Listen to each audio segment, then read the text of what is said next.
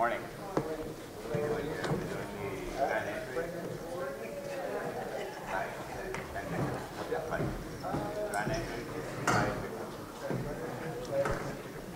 Okay, perfect.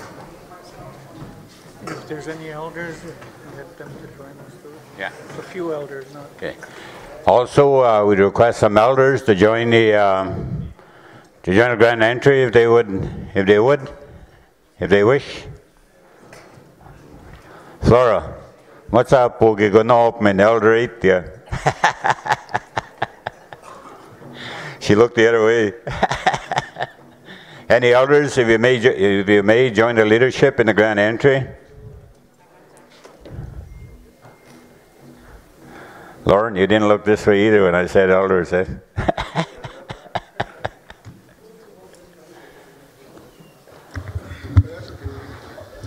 Okay, that's it.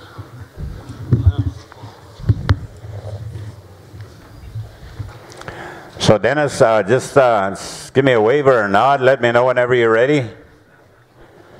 Mr. Isaac Drum Group, are you ready? Yep. Okay, I'll let you know when to begin.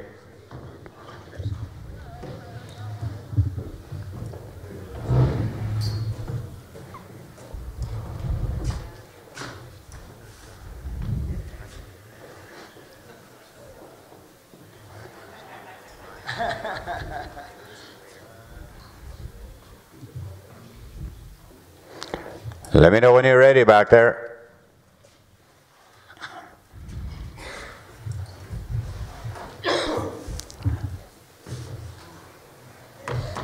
Or Dennis. Hello.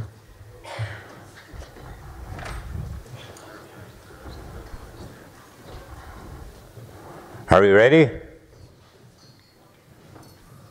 Dennis? Yes? Okay. Mr. Isaac, grand entry.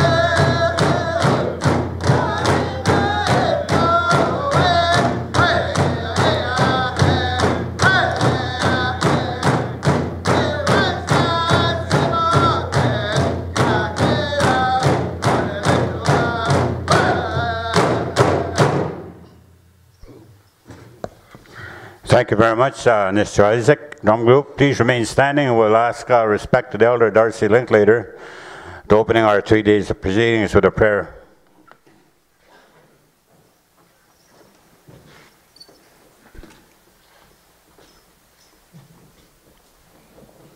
Nas komutan tawinang nas petsogatsin nas usunagisiotsin nilomagi usaskaman tuipmuti ni pipaskiti naman ni piupagi naman omiskutin tos misnanagotsi nas komutan kapi mamainiak tapi pikiskotagisik tos misnanagomin taskinan igusi pagosedemetak tapi dasas kinamaya sa kiuin kistidito muin mina o mina tagistidit mito gayati se pikiska ncho se misnanagi pikiska tagis ni gane se pikiska ni usi san naska mitagi da mida se kiska wi mida didana kanata matisin gabe se oya ai no tawinan kise papego akta se demia hai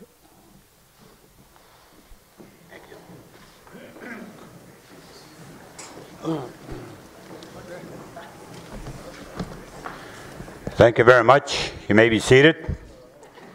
What we're going to do now is, for those of you that don't know, my name is William Latlin. I'll be one of your co-chairs for this Assembly of Manitoba Chiefs Assembly for the next 3 days, along with my partner, my co-chair, Jenna Brown.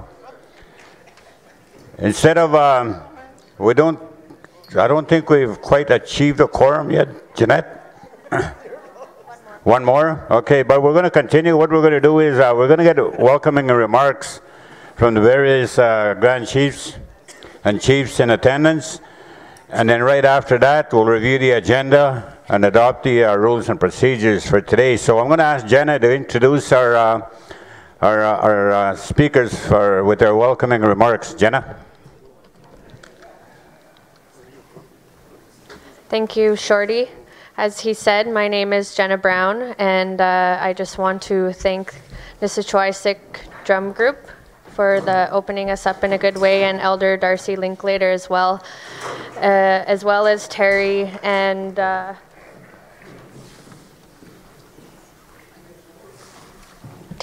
Diane Linklater for doing the pipe ceremony this morning and opening us up in a good way. As he mentioned, my name is Jenna Brown. I am Inanewasquil from Opaskwayak Cree Nation. I come from the Whitehead family on Treaty 5 territory, and I want to acknowledge that we are here on Treaty 5 territory.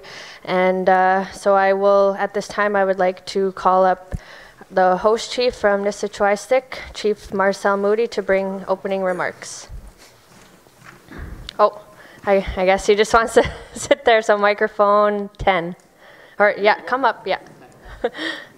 I'll ask all the chiefs to come up as they bring their opening remarks to the assembly.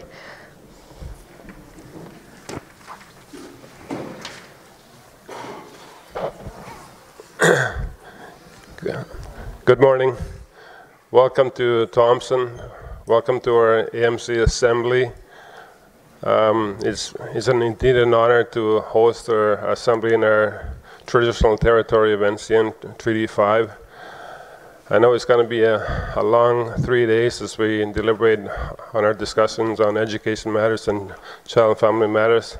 So I'm just going to make it short and sweet. I just want to welcome you to our territory, and I urge you to have a good discussion on these issues.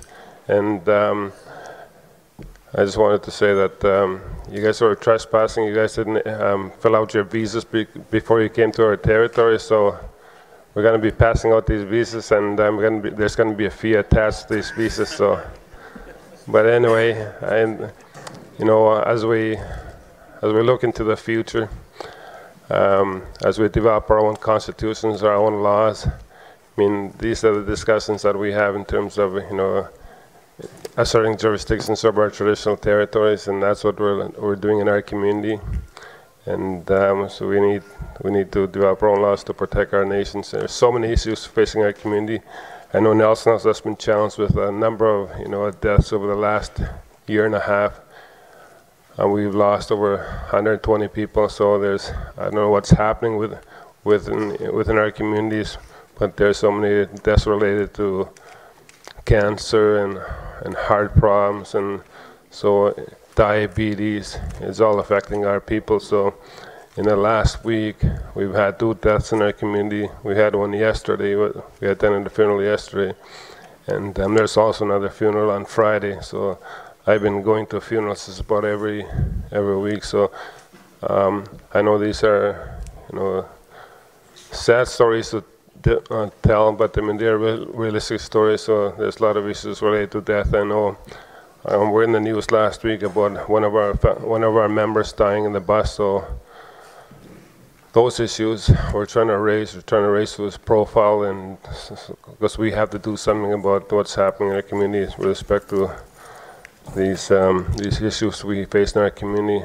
And I know the next few days are going to be critical. I mean, education is so important, so vital to our future, and also the issues we face with our children. So I know the discussion is going to be long and hard, but I mean, that's that's what we have to do as leaders of this, in Manitoba. So we have to protect our children and see what we can do to address our issues. So once again, thank you for coming to our territory. I hope once we leave here that we go out with outcomes that we believe are necessary for our future. So, Jose, que te miskat no and mantua esel migo.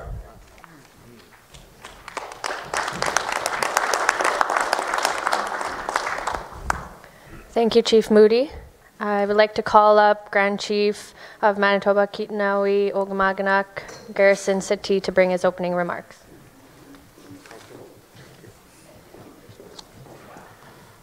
Tanse, tutemak, nitisanak, niwagumaganag, kita tabiskat na ako, kaginaw.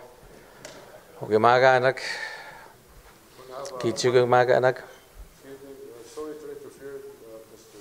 Chief Garrison, but I want to review the agenda here. We have an SCO chief that's not on the agenda.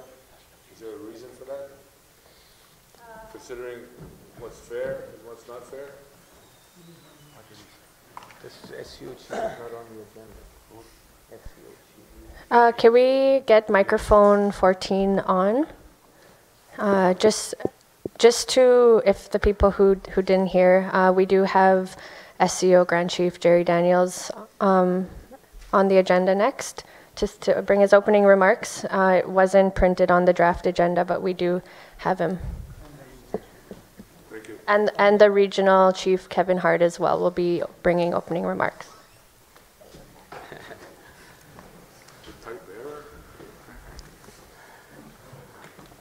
Okay, I'll start again. Tanse, tutemak, nitisanak, niwagumaganak, tamiskat na wagaginaw. Ugimaganak, mina, kichugimaganak, nanas kumunut pe mawasaguak, pe animutama kichigegona, nas pesiminente ni wap metagugaginaw. And paguseni ten kaginagegon, kita minu paniguta gaisi, Ma-Mow-We-Tak sagisigag. I want to welcome the AMC staff and leadership to MKO territory. Also the traditional lands of the Nissequoiastic Cree Nation. As the host nation, I just want to say I honor you and I want to thank you for hosting this assembly. And also we are also in the territory of Treaty 6, Treaty 4, Treaty 5, Treaty 10 rights holders. So I'm thankful that I can welcome you as the newly elected Grand Chief of MKO. I'm honored that you have come to visit our territory and that you've come to assemble and to discuss matters that are very pertinent and very important to our people as we go forward. And as a newly elected Grand Chief, it is my desire to work with the chiefs, with the other organizations, because I believe that we need to collaborate and work together on very important issues. If we are to gain ground, move forward, there has to be that spirit of unity amongst us. And I'm willing to work with the chiefs, along with my chiefs, as we move our issues forward.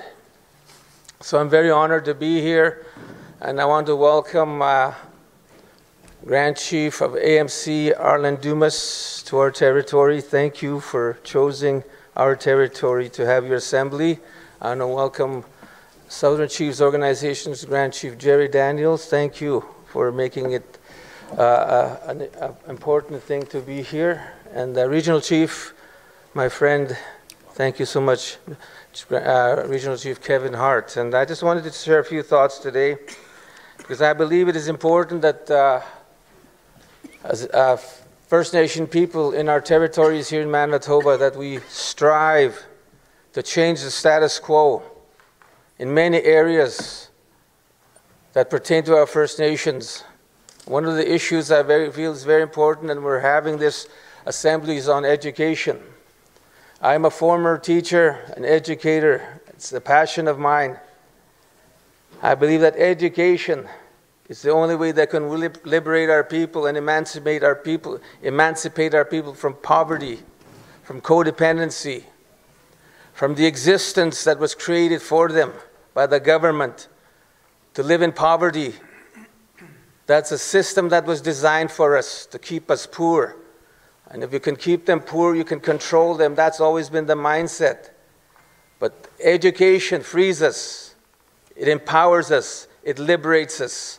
And that's been my passion, and I'm glad that we're going to discuss a lot of issues that will move education forward, change the status quo, transformative change. Our education systems need to change in order for us to improve the quality of education that our First Nation people deserve. They deserve the same quality education that is afforded to everyone else in Manitoba and Canada. And I'm thankful that FNERC has been leading the way and charging the way to make sure that our teachers are prepared, our teachers are equipped, our teachers are able to deliver an education program that will move our people forward. So I'm very happy about this assembly, and I think that we're going to see a lot of things change, and funding will be used in a way that will actually make changes in our First Nations. So I welcome that opportunity, and I also want to encourage our leadership to work together in making changes in child welfare in our communities. It's been brought to my attention that the government has been clawing back 2 million people that should be going to the children, and it's not acceptable. It's not acceptable and should not be tolerated, because our children are the most vulnerable in our communities. They're the ones that suffer the most. And as a teacher, I've seen this firsthand, the way the children come into our schools. They don't have both parents with them. They're living in a strange environment. We don't know if there's adequate care. We don't know if there's adequate clothing. We don't know if there's adequate nutrition. We don't know that. If there's nurturing, if there's love that's being provided to them. We don't know that, but we want to make sure that we look after the most vulnerable in our communities. And I think we should work together and collaborate with the Grand Chiefs. I know that they have the same passion that I do, and we're going to work together to ensure that our children are looked after and are protected. And also, I just wanted to mention one more thing.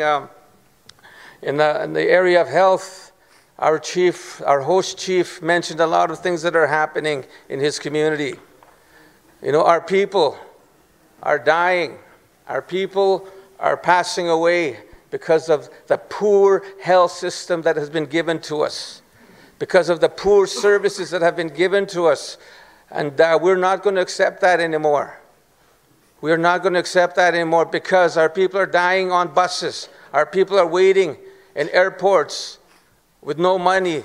Our women are being left on the streets in Winnipeg, not able to go home because of delayed flights, and the medical service is not providing the means of them to look after themselves. And we all know that there's been a lot of young women missing in Winnipeg. And we need to make changes in that. So I just wanted to share a few thoughts, and there's a lot of work that needs to be done on treaty implementation, and I'm hoping that we can move that forward in a very significant way.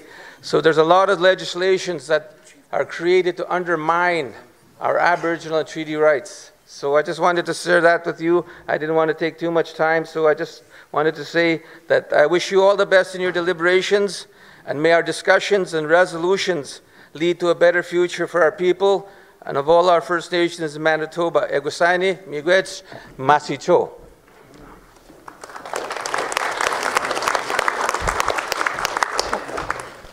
Thank you, Grand Chief Sati. Next, I would like to call up the Grand Chief of the Southern Chiefs Organization, Jerry Daniels, to bring his opening remarks.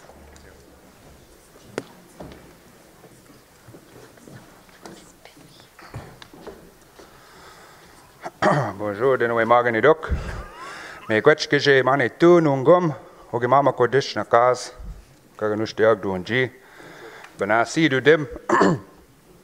Nijumes Don Daniels sakanawaya ogi nagadeniman e dabeda. My relatives, I greet you.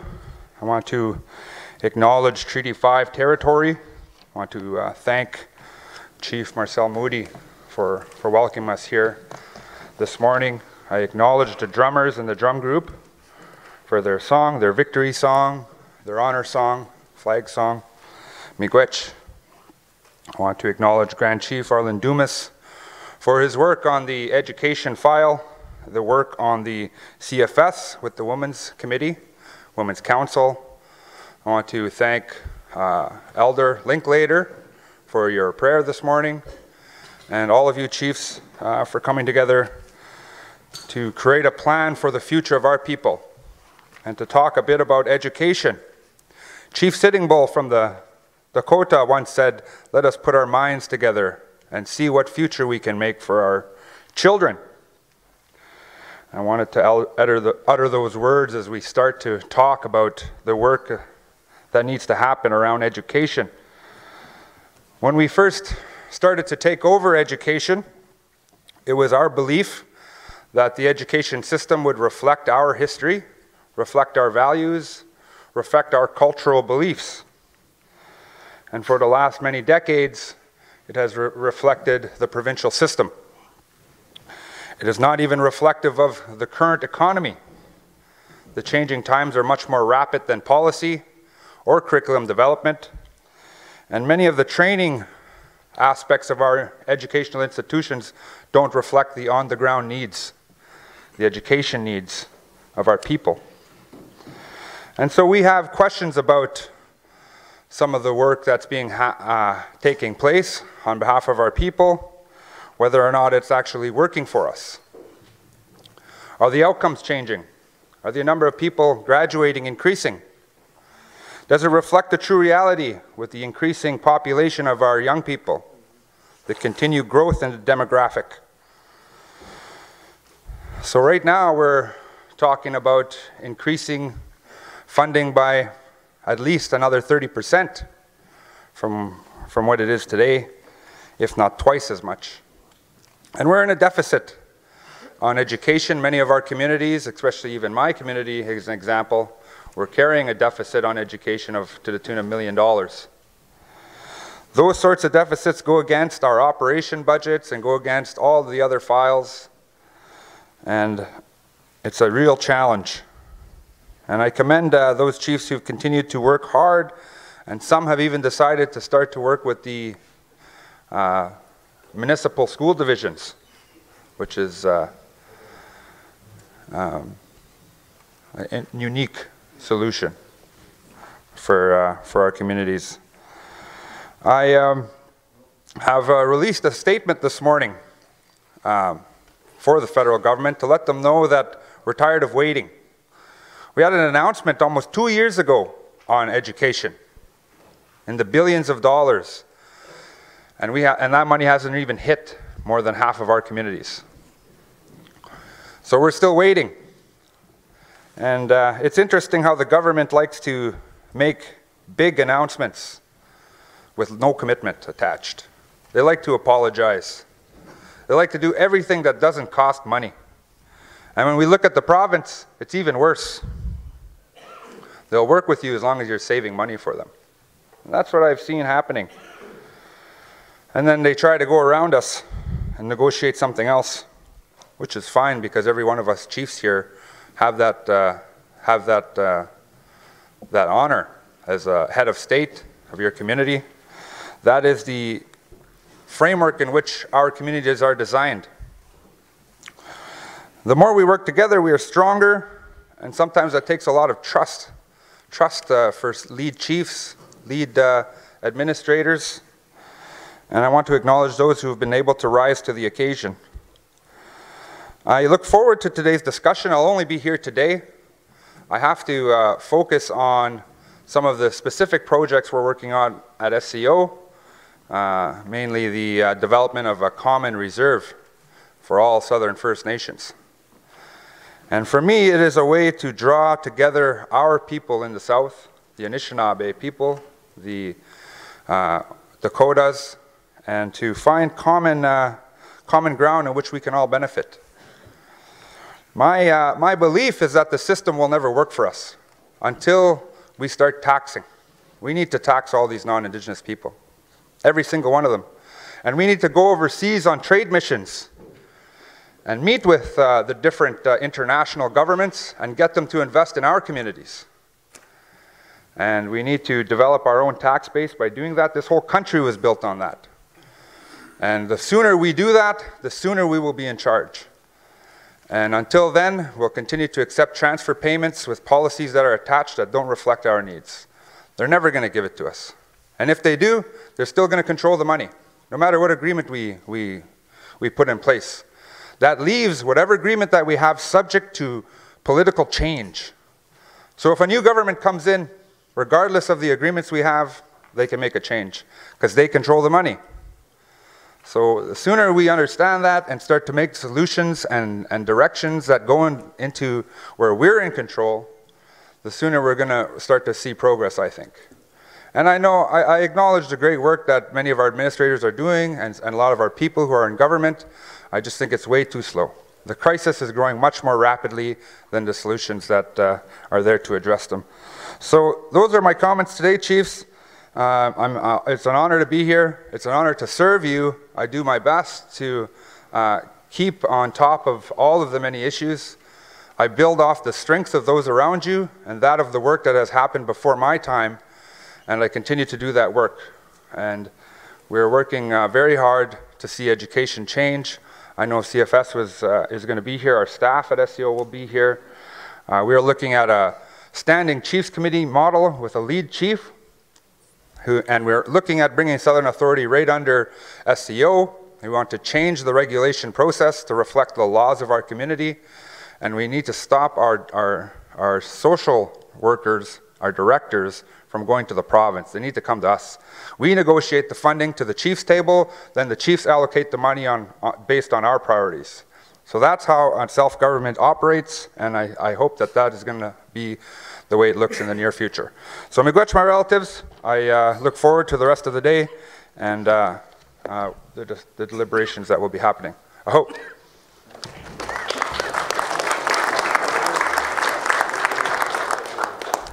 Thank you, Grand Chief Daniels. Next, I would like to call up the Assembly of First Nations Regional Chief Kevin Hart to come bring his opening remarks.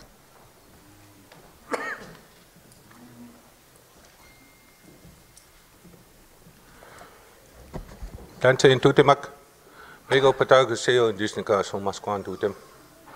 I'd like to acknowledge the Treaty 5 territory this morning, the prayers that were offered up by Elder Linklater. I want to acknowledge my colleagues, Grand Chief Dumas, Grand Chief Sati, and Grand Chief Daniels, as well as you chiefs that are around this room this morning and proxies. Of course, to the AMC staff and the people that are sitting around here, I greet you and I lift you all up this morning. And for the chiefs that are in the room and the proxies, I welcome you also into my traditional territory, as I'm a member from the Nishnawbe Cree Nation. So I welcome you here. My chief is here, my brother.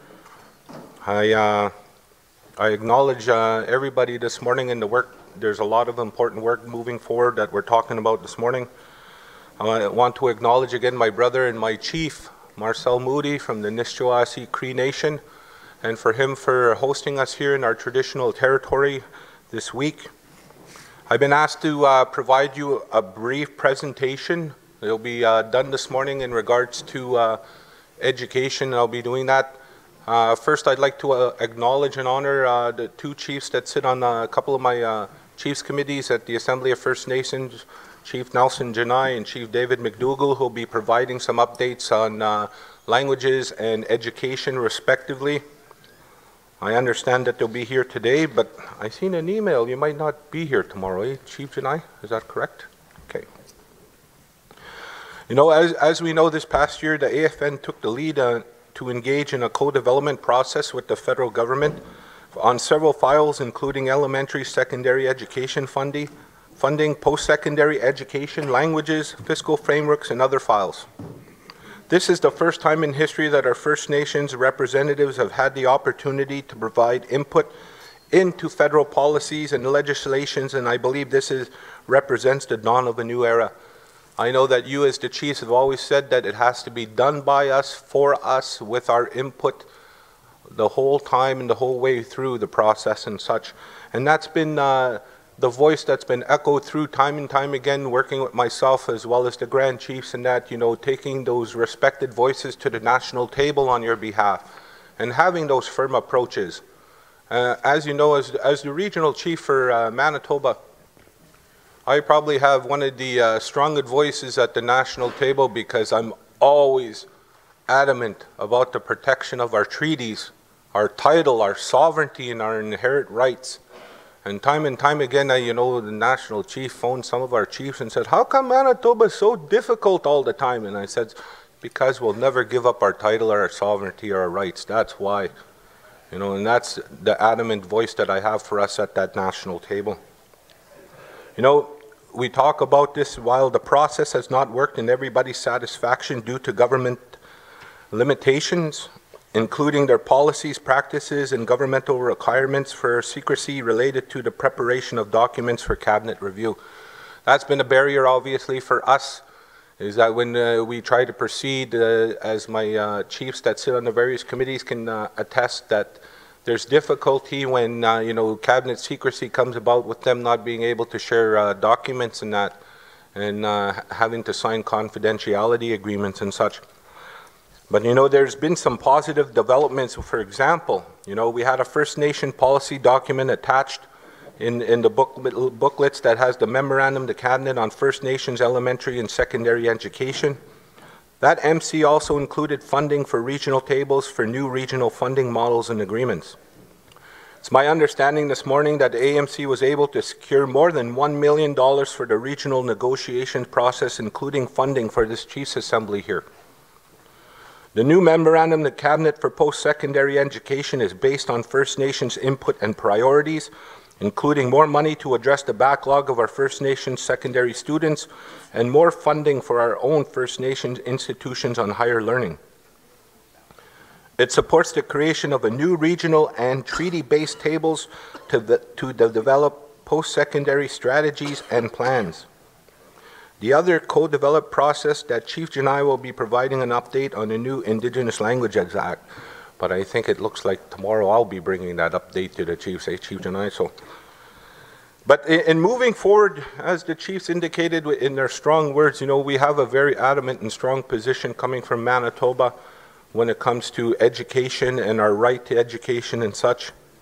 You know, in saying that, I want to acknowledge the leadership, the elders, and the grassroots for laying the path forward that we have here today, as well as the many educators how to survive on the land. And that's something where I think that connection for us as First Nation people, we're losing that connection to the land and the water balance, and learn those teachings by our elders and our people and our ceremony people as well. You know, those 7 principles we have go hand in hand with that white man education that we have, and we have to ensure that we teach our children that same thing and that same aspect moving forward. Yes, education is important, but the time-honored tradition of our protocols, our languages, and our culture and our ceremonies is just as vital in education as it is learning that system. You know, when we look at this, again, this is just an act of one first opportunity for First Nations to be involved in the drafting the legislation based on input from First Nations people from across Canada. I am hoping and will advocate for more funding for the region, not just for post-secondary education, but also for more funding for language immersion and bilingual education. And in stating that, a month ago, there was an announcement by the federal government in a tune of $1 billion for early learning and childcare. This was a portfolio that I created at the Assembly of First Nations 18 months ago, and we obviously said you cannot go wrong if you invest in our most precious resource, our children between the ages of 1 and 5. And so when I went to that announcement 3 weeks ago, the day before I left, here in the region, we couldn't even rub 2 nickels together when it came to early learning and childcare. And now we've secured $100 million over 10 years for early learning and childcare to go directly to talk about our children when it comes to languages and culture, to teach those very important early ages between the ages of 1 and 5 about our languages, about our culture and our ceremonies. And you know, I just have to look back home in Nishnawasi Cree Nation. We have a Grannies program there where they work with the elementary students. And part of the curriculum is what they do is they have cabins that are built in the back of the school. And what they do is they teach one-on-one with our grandfathers and our grandmothers and our aunts and uncles, and they teach them those very vital traditional aspects that are so vital for our people as First Nation people. You know, they learn how to make snowshoes. They learn about the land and the water. They learn about fishing and such, you know, how to pull nets, how to operate a gun, because, you know, a lot of us, when we were young, we remember our uncles and that taking us hunting on the land, showing us gun safety and that.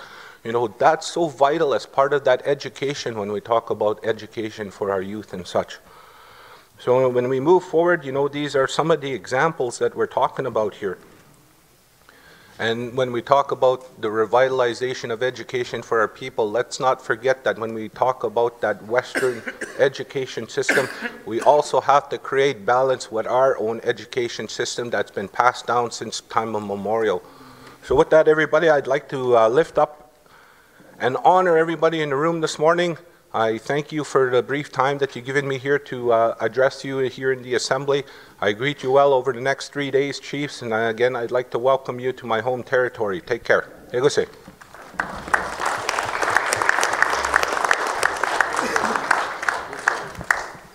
Thank you, Regional Chief Kevin Hart. Next, I would like to call up the Assembly of Manitoba Chiefs Grand Chief Arlen Dumas.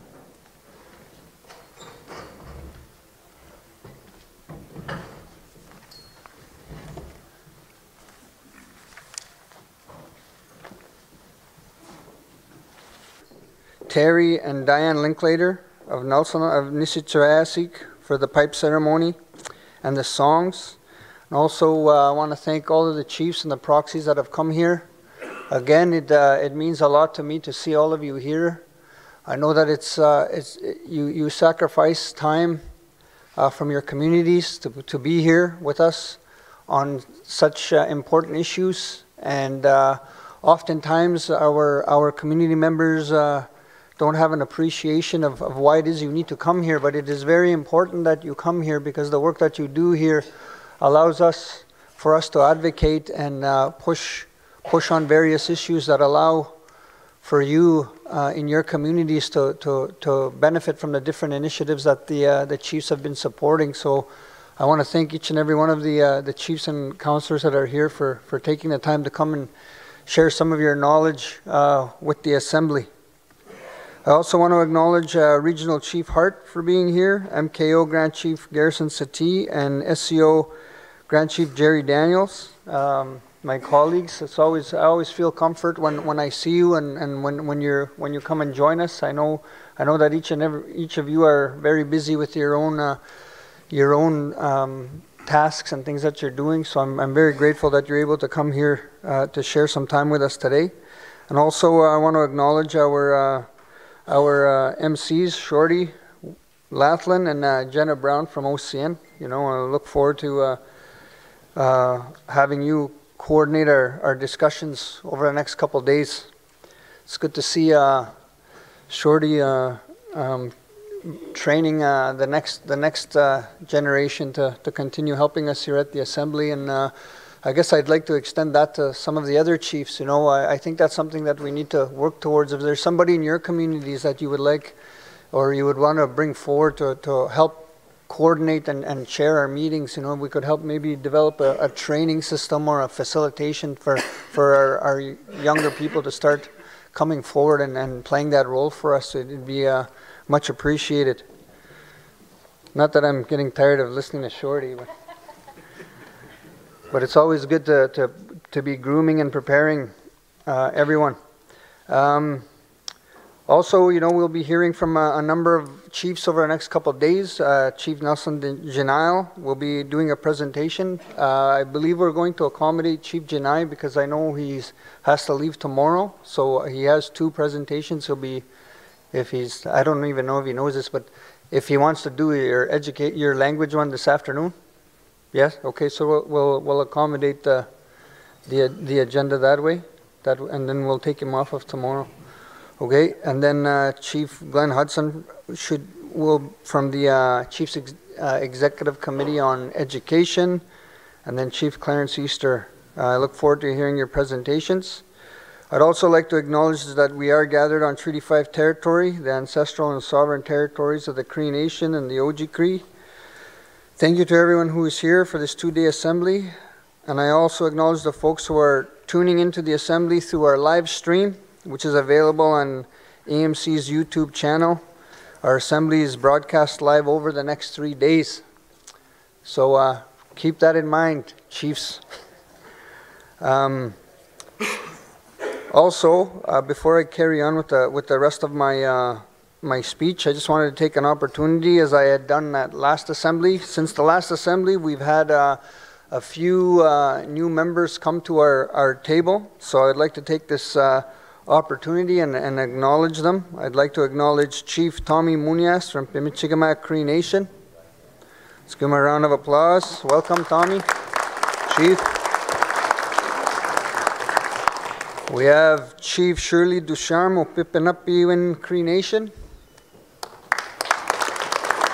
Welcome to the Assembly. I would like to acknowledge Chief Eric Page from Dakota Teepee First Nation. And then we have Chief Jerry Knott from Wasagamak. Not sure if is he here. Chief Jerry Knott. Let's give him a round of applause anyway. We also have Eric Redhead from Shamattawa. Chief Eric Redhead. Not sure if he's here, but let's give him a round of applause. Oh, his proxy's here. Okay, Councillor. Very good. And then I'd like to acknowledge my very own Chief, Chief Lorna Biggity from Matthias Colomb Cree Nation. Welcome to the Assembly of Manitoba Chiefs, Chief. Thank you very much, Chiefs. So I'll continue on with my very brief discussion. So as you know, in 1971, the Chiefs of Manitoba shared their vision of education in Wabung, our tomorrows. Our leaders who wrote Wabung said, "We realize that of utmost importance is our gain of control of education. Once we have that, we will be able to incorporate the kinds of programs that will have meaning for us and that will free us from our present plight." Since the adoption of the policy of Indian control of Indian education in 1973, a number of First Nations have administered their education programs, and many have found innovative ways to provide this service to their children. I can tell you, Chiefs, that you know, at being lucky to be born at the time I was born, I was able to actually be a beneficiary of the concept of local control. I transitioned from the time where our schools were federated to the opportunity where our community started directing how our education programs would go, and many of our other communities had done the same. Had I not gone through the system when I did, when the communities had taken the lead in deciding how we were going to educate our people, I can tell you that I would have not had the opportunities that I had had. I would not have had the supports that I'd had. I would not have been able to go to some of the schools that I was able to go to.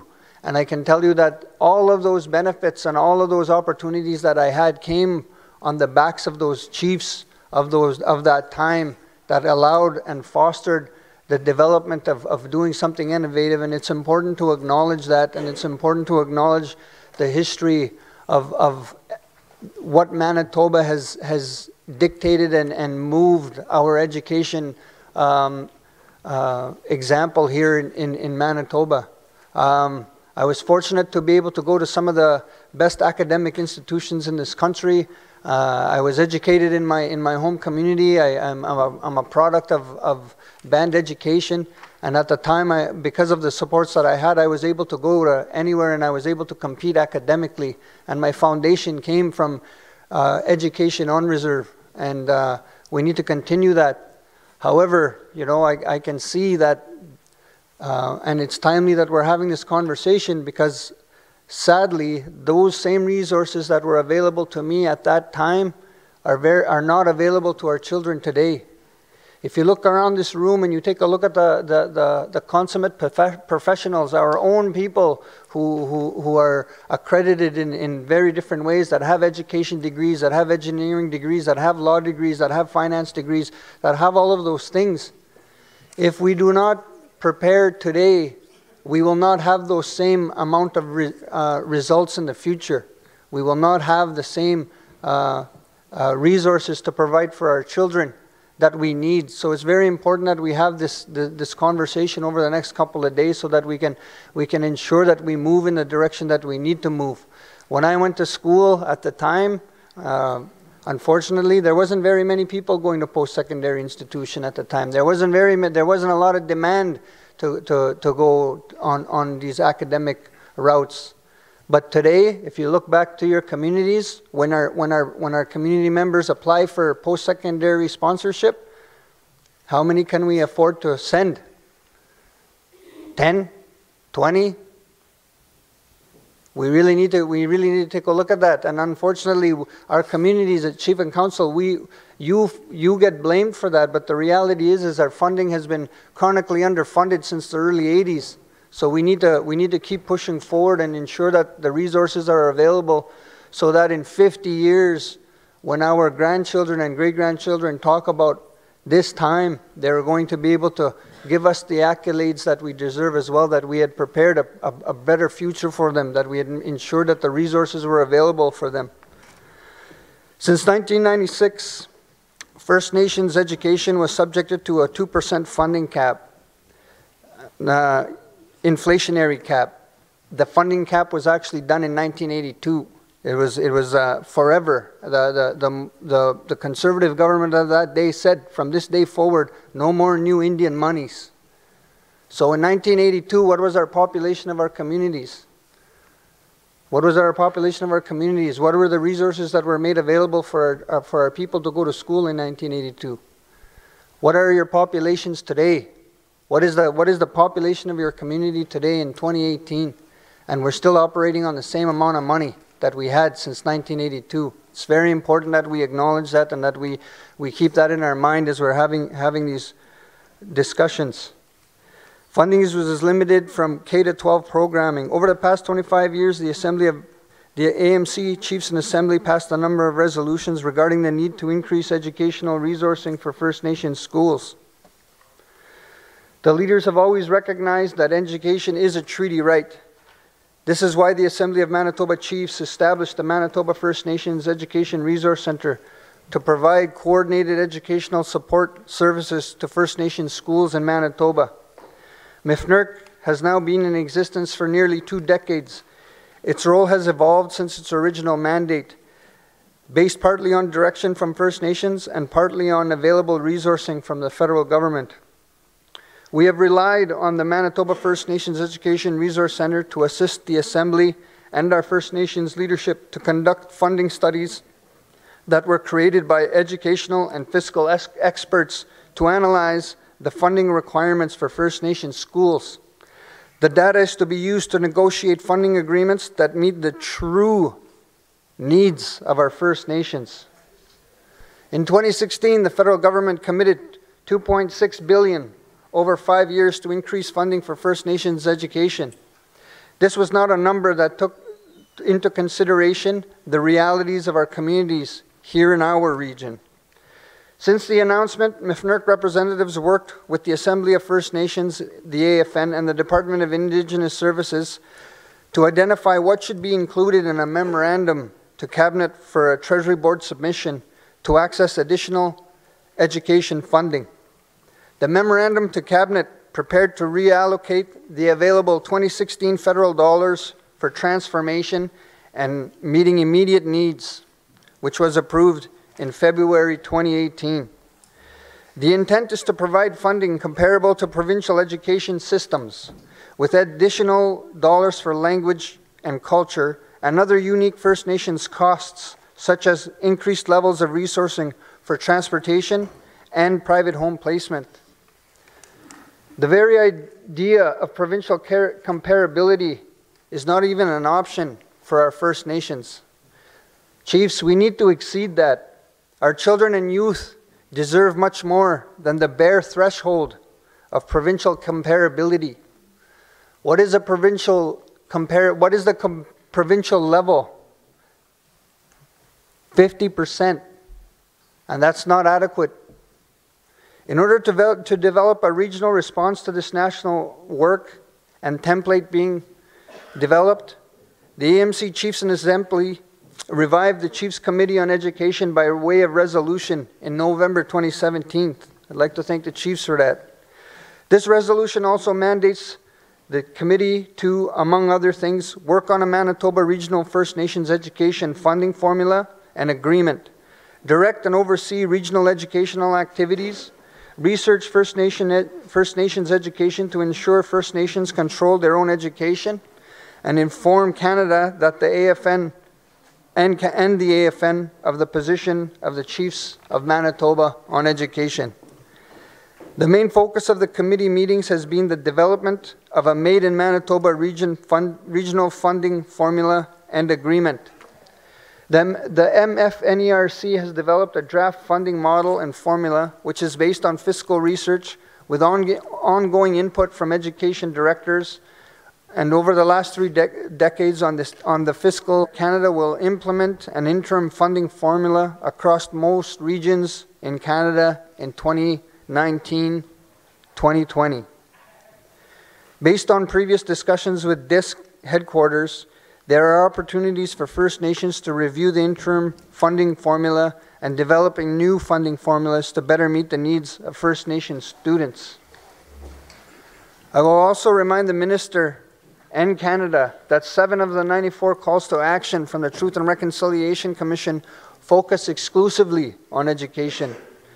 One of these 7 calls to action is for the federal government to eliminate the discrepancy in federal education funding for First Nations children being educated on reserves and those First Nations children being educated off reserve. Imagine the success rate of our children when our communities receive education funding that is needs-based. This is their treaty right. We all know that the language retention and revitalization are important for our children and our grandchildren. That is why we need more First Nations language immersion programs for our young children. It needs to start with daycares, Head Start programs, elementary, secondary education. We also need increased training opportunities for new language teachers. We also need more First Nations curriculum development. The Manitoba First Nations Education Resource Centre has received a mandate to develop the First Nations curriculum framework. This will include land-based programming as directed by our people. Education helps us build pride in ourselves and our nations. The schools across Manitoba provide our young people with many opportunities. A child's education is a doorway for each of them, helping them to achieve more and to build pride in themselves. Education helps us to build pride in ourselves and our communities. It is one of my priority roles in my role as Grand Chief. I look forward to working with you on this issue over the next 2 days and beyond. I look forward to joining you in discussions, issues connected to child and family services on Thursday. which is a day set aside to focus exclusively on those. So Chiefs, I thank you again for being here. In closing, as we're going to have these discussions, I just wanted to share with you one last thing. When our schools were federated, there are still federated schools in Canada. And we seem to be guided towards only reviewing a provincial system. But I would actually argue that we actually need to take a look at those federated school systems. I would actually like to see how a federated school is able to afford a federal government salary to employ its teachers.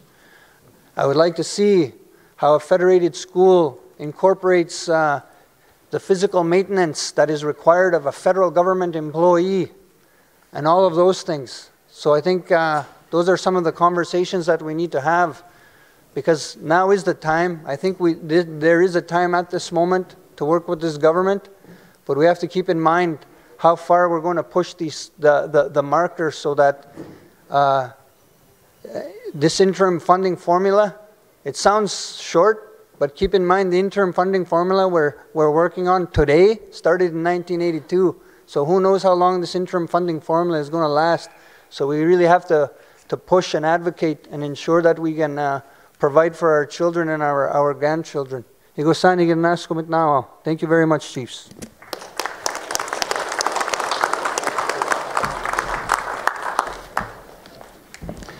Thank you very much. We do now have a quorum. I want to thank the Chief Moody for his comments, Grand Chief Settee, Grand Chief Daniels, Regional Chief Hart, and AMC Grand Chief Harlan Dumas. Thank you for those comments. And also want to thank the Nisquamish Drum Group for the grand entry and the pipe ceremony that was held this morning. I have a very important announcement here. Black Ford truck, GRR 739. Your lights are on. That's it. We're done for today. Just kidding. So we get down to business. What we'll do first now is we'll review the agenda, and I'll need a mover and a seconder to accept our working agenda for the next few days. First item up will be the Clear Sky Connections presentation. It will be done for you by Chief Nelson Janile, who's the chair. AFN Chiefs Committee on Education update. Our presenters will be Regional Chief Kevin Hart and Chief David McDougall. And that's regarding the memorandum to Cabinet for post-secondary education and infrastructure and funding experts task teams. Also, I have your AMC Chiefs Committee on Education report done by co-chairs. And just before lunch, we're going to have a special ceremony, I guess, a blanket ceremony. Chief Catchaway from Scotland will be speaking on that, and I know it's very important to a lot of us. So we'll allow Chief Catchaway to speak on that ceremony just before we break for lunch today. And as I said, we'll break for lunch. Right after lunch, we'll ask Chief Nelson Janile to make his presentation on Indigenous Languages Act. As he indicated earlier, Chief Janile will not be here tomorrow, so he'll be making his presentations today. This afternoon, that'll be right after lunch. This afternoon, around about 1:30 or so, the Regional Education Funding Model Negotiations Report, Manitoba First Nations and Canada. Chief Glenn Knudsen, co-negotiator, and Dennis Whitebird, co-negotiator, will be making a presentation on that. And the rest of the afternoon will be dedicated to an open discussion, question and answer period between the chiefs and the presenters. That's today.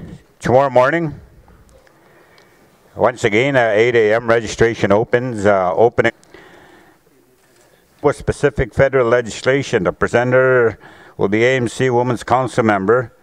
Resolution to endorse federal legislation. And just to get the resolutions, over to my right there, Marcel Balfour and his crew are sitting there. If you need any resolutions drafted up, those are the people to go and see. Thursday morning will be dedicated to child and family service matters. Once again, Jen and I will review the activities that have happened a couple of days prior.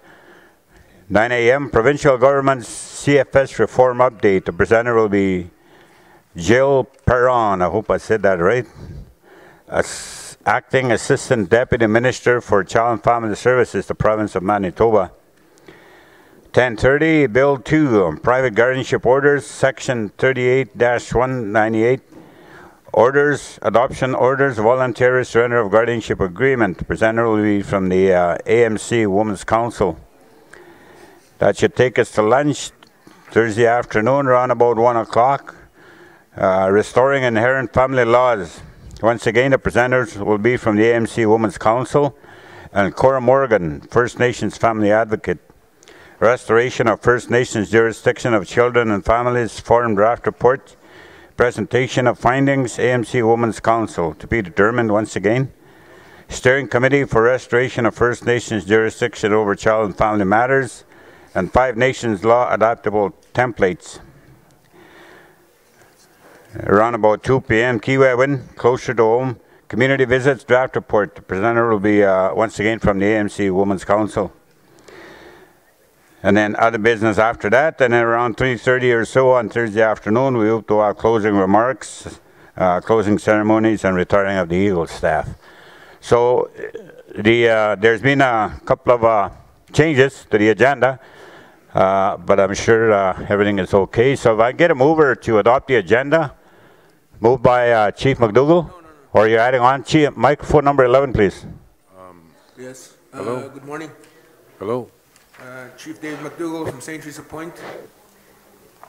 I just wanted to ask, because I need something does not feel right here within the Assembly. And I have to ask, on behalf of the people that I represent and some colleagues, that the chiefs have an in-camera session right after the, or regarding the Clear Sky connections. And all the events that happened as well. I think we need to deal with this face to face. And I am asking for a suggestion to have a suggestion. I am saying that I want an in-camera session with the chiefs regarding the Clear Sky Connections file.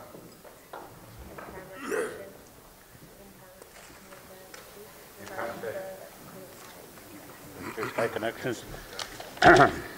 Okay. My understanding, Chief McDougall, is you want a in-camera session regarding the Clear Sky Connections presentation? Is that what you're asking for? After the presentation need be, but I need to have a discussion regarding the contents after, and also related activities surrounding it. Yes. Okay. Yes, we'll open up the floor for discussions right after the presentation on Clear Sky. Is that what you're asking for, Chief McDougall? Yes, we're going to have a discussion, but I do want to have an in-camera session because this has. Oh, I see what you mean. You want the discussion and then in-camera? Okay, we can do that. This has happened before, where people have said, "Well, you didn't put it on the agenda right at the outset, right?" And then. So, Chiefs, if you okay that, we'll pass that as part of the agenda. We'll have the Clear Sky presentation. We'll have question and answers, and then an in-camera session. Am I correct? Yes. Okay. If that's okay with the Chiefs, get a mover. Microphone number 14, please. Morning. I'm Vice Chief Nelson Keeper of Grand Rapids. I've been around for 100 years. I'll second his Dave McDougall's if he wants to make it into a motion. But a question. I'm only going to share about my knowledge about post-secondary education there. Arlen? Can you? I'm impressed with the things that and information that you have collaborated each and every Grand Chief, Kevin Hart, education with Garrison City, and self-government with Jerry. Jerry, we have about $100-something million operation or budget for schools in our area, and the stuff that you talk about is what we like to see in our schools, reflecting our culture, reflecting our arts, reflecting our beliefs and the land, etc. You know, you Grand Chiefs, you need our help. We need to remind them, we need to work together. You guys are smart too. We need to work together. Gana not one mentioned the fact that we have a treaty right, and we have treaty rights that are outstanding, that we have to fight. We have to. Dave Cushane was involved in the Wabank. I met him, the humblest man you could meet, spoke Soro to me as a teenager, etc. But he was so powerful, he got shot at twice. People hated him because he was a powerful Indian. He was the only chief, probably in Canada, that invited the Queen to his reservation and put red carpet on gravel. One of our leaders, to honor them and respect them and follow them and do their work. My grandfather said, I'm supposed to be an oral history legal record that I from my grandfather said, when you're 13 years old, remember that you, Anishinaabe never gave up the land. Remember that you fight for that land. Get something in return, and what you're talking about is taxes. What you're talking about is revenue sharing. Our national chiefs you carry that for us. And if you need our advice, we're here. Anyways, let's go back down to normal.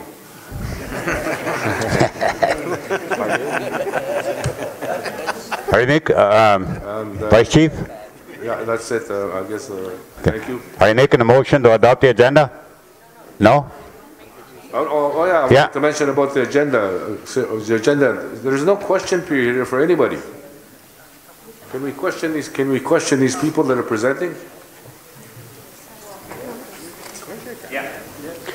Yes, there will be. So if I get a mover to adopt the agenda? No.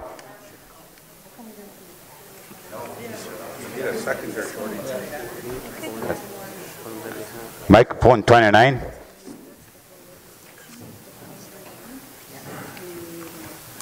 Testing.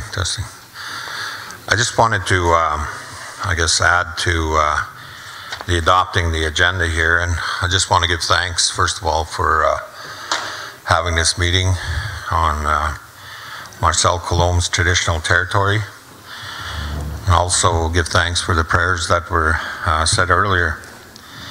I did want to comment on the area that I am co-presenting with Dennis Whitebird, and regarding the regional education funding model. I would like at that time all government people that are officials, federal and provincial, to remove themselves from the building during that discussion, because it's the negotiations that is being put forward in terms of feedback from our people and our representatives here, chiefs, council members, and our different education representatives. So until we present that to the minister, I would request that during that time as part of the agenda. So noted. Chief Hudson will be making that request when your presentation comes up. Now, microphone number 24. No, the changes. Moved by Chief Bone. Okay. Bone. Moved by Chief Bone to adopt the agenda. Arm Bone. Seconded by Chief Kennedy. Oh, she wants to speak. Lorna, are you seconding it? No. You're speaking. No, they're saying Okay, we have a mover. If I get a second or after her comments, after her comments. Change to the agenda. Chief Kennedy, number 8. I want to make a change to the agenda. I realize that we're doing education today, but there are very serious serious matters that we need to talk about in the way of child and family. And so if there are going to be any people leaving, we just want to put one item on 1 o'clock, the restoring inherent family laws to after We want to talk about our own money. After the regional education funding model, maybe about on day 2. On day 2. Manitoba specific federal legislation.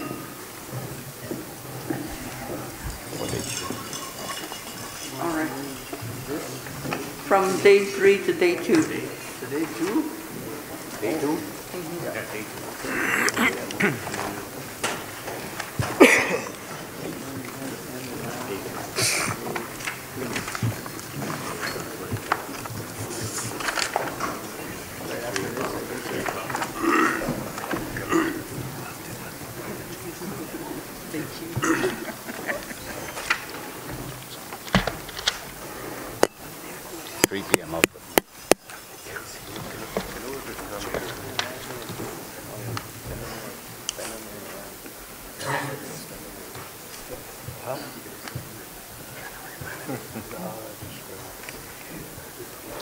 So Chief Kennedy, on day 2, we'll put day 2 in the afternoon, right after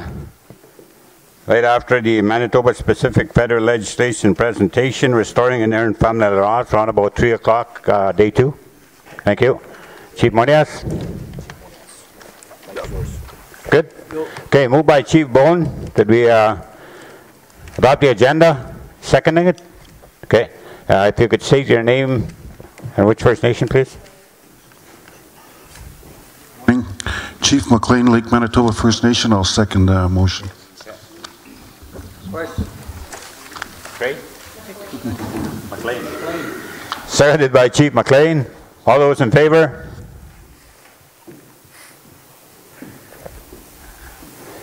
Any opposed?